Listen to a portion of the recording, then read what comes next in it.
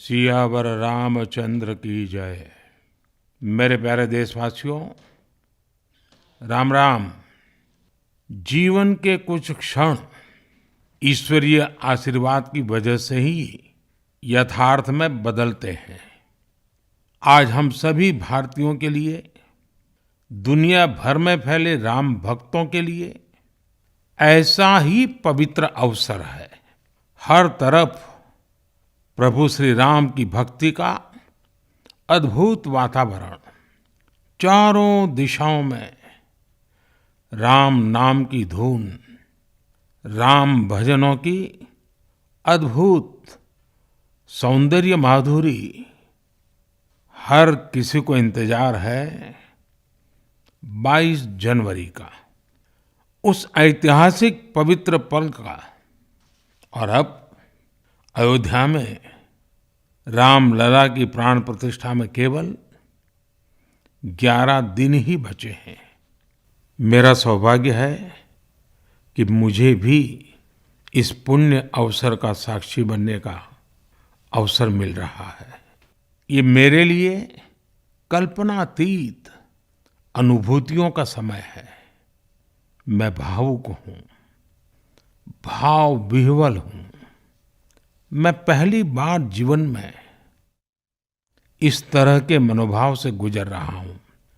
मैं एक अलग ही भाव भक्ति की अनुभूति कर रहा हूँ। मेरे अंतर मन की ये भाव यात्रा मेरे लिए अभिव्यक्ति का नहीं, अनुभूति का अवसर है। चाहते हुए भी मैं इसकी गहनता, व्यापकता और तीव्रता को शब्दों में बांध नहीं पा रहा हूं। आप भी भली भांति मेरी स्थिति समझ सकते हैं।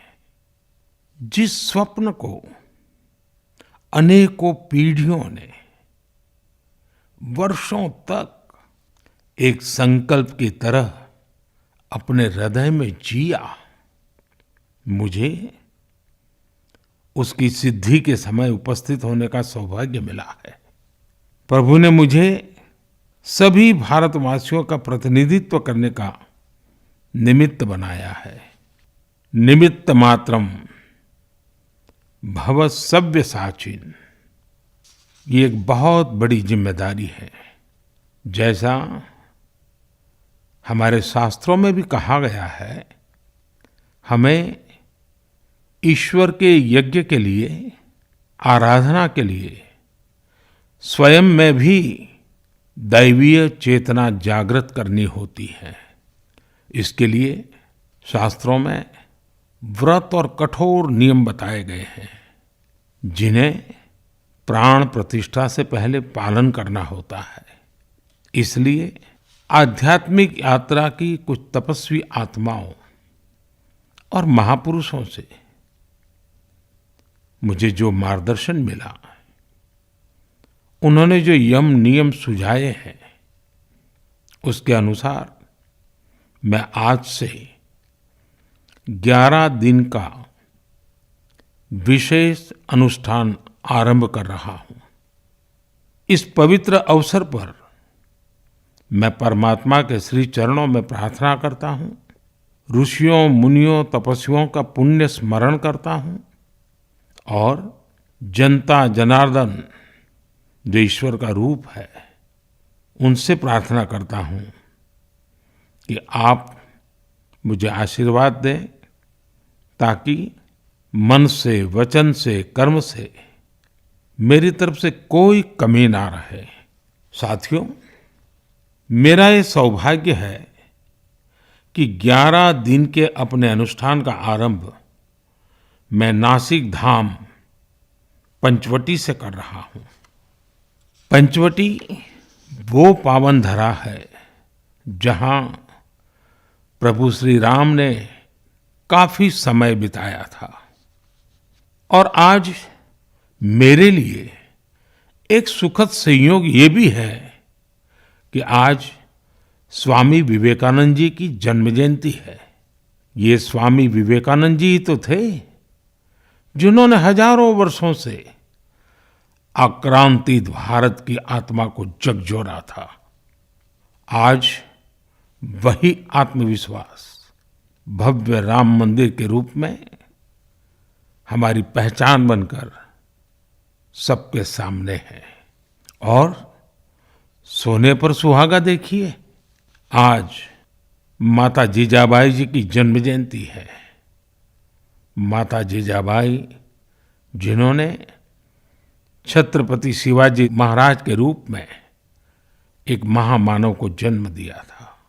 आज हम अपने भारत को जिस अक्षुण्ण रूप में देख रहे हैं, इसमें माता जीजाबाई जी का बहुत बड़ा योगदान है। और साथियों, जब मैं माता जीजाबाई का पुण्य स्मरण कर रहा हूँ तो सहज रूप से मुझे अपनी माँ की याद आना बहुत स्वाभाविक है। मेरी माँ जीवन के अंत तक माला जपते हुए सीताराम का ही नाम भजा करती थी। साथियों, प्राण प्रतिष्ठा की मंगल घड़ी, चराचर सृष्टि का वो चैतन्य पल, आध्यात्मिक अनुभूति का वो अवसर, गर्भगृह में उस पल क्या कुछ नहीं होगा। साथियों, शरीर के रूप में तो मैं उस पवित्र पल का साक्षी बनूंगा ही, लेकिन मेरे मन में, मेरे हृदय के हर स्पंदन में 140 करोड़ भारतीय मेरे साथ होंगे। आप मेरे साथ होंगे, हर राम भक्त मेरे साथ होगा और वो चैतन्य पल हम सबकी साझी अनुभूति होगी। मैं अपने साथ राम मंदिर के लिए अपने जीवन को समर्पित करने वाले अनगिनत व्यक्तित्वों की प्रेरणा लेकर जाऊंगा। त्याग तपस्या की वो मूर्तियां, 500 साल का धैर्य, दीर्घ धैर्य का वो काल, अनगिनत त्याग और तपस्या की घटनाएं, दानियों की, बलिदानियों की गाथाएं, कितने ही लोग हैं जिनके नाम तक कोई नहीं जानता, लेकिन जिनके जीवन का एकमात्र ध्येय रहा है भव्य राम मंदिर का निर्माण।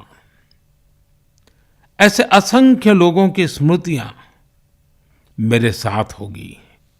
जब 140 करोड़ देशवासी उस पल में मन से मेरे साथ जुड़ जाएंगे और जब मैं आपकी ऊर्जा को साथ लेकर गर्भगृह में प्रवेश करूंगा तो मुझे भी एहसास होगा कि मैं अकेला नहीं, आप सब भी मेरे साथ हैं। साथियों, ये 11 दिन व्यक्तिगत रूप से मेरे यम नियम तो है ही, लेकिन मेरे भाव विश्व में आप सब समाहित है। मेरी प्रार्थना है कि आप भी मन से मेरे साथ जुड़े रहें। रामलला के चरणों में मैं आपके भावों को भी उसी भाव से अर्पित करूंगा जो भाव मेरे भीतर उमड़ रहे हैं। साथियों, हम सब इस सत्य को जानते हैं कि ईश्वर निराकार है, लेकिन ईश्वर साकार रूप में भी हमारी आध्यात्मिक यात्रा को बल देते हैं। जनता जनार्दन में ईश्वर का रूप होता है, ये मैंने साक्षात देखा है, महसूस किया है। लेकिन जब ईश्वर रूपी वही जनता शब्दों में अपनी भावनाएं प्रकट करती है, आशीर्वाद देती है, तो मुझ में भी नई ऊर्जा का संचार होता है। आज मुझे आपके आशीर्वाद की आवश्यकता है, इसलिए मेरी प्रार्थना है कि शब्दों में, लिखित में अपनी भावनाएं जरूर प्रकट करें मुझे आशीर्वाद जरूर दें। आपके आशीर्वाद का एक एक शब्द मेरे लिए शब्द नहीं, मंत्र है। मंत्र की शक्ति के तौर पर वो अवश्य काम करेगा। आप अपने शब्दों को, अपने भावों को नमो ऐप के माध्यम से सीधे मुझ तक पहुंचा सकते हैं। आइए हम सब प्रभु श्री राम की भक्ति में डूब जाएं। इसी भाव के साथ आप सभी राम भक्तों को कोटि कोटि नमन। जय सिया राम, जय सिया राम, जय सिया राम।